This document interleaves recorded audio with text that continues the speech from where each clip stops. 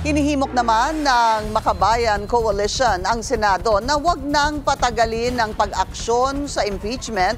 Balak rin nilang magsagawa ng Sara Duterte Impeachment Watch para tutukan ang gagawing paglilitis. Yan ang agenda report ni Hannah T.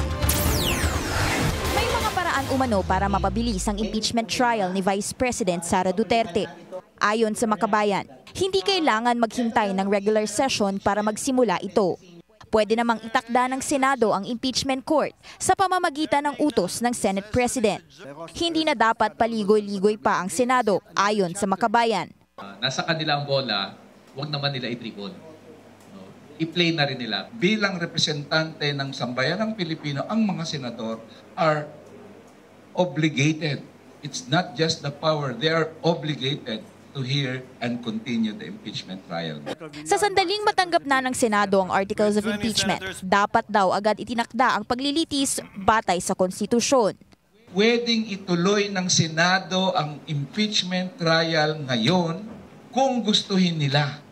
At yun dapat ang panawagan ng taong bayan. Binigyang diin pa ng Makabayan na pera ng taong bayan ang nakataya sa impeachment complaint.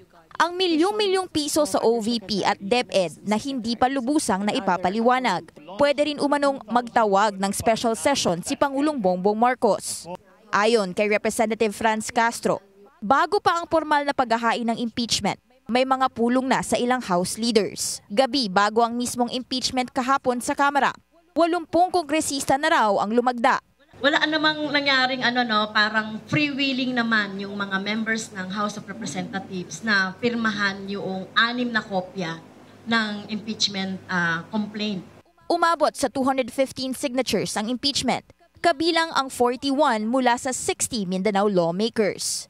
Hindi kasama ang Makabayan sa panel ng mga prosecutor. Karamihan daw kasi ng kasama sa prosecution panel ay mga abogado. At mahalaga umanong may mga eksperto sa batas na gagabay sa proseso.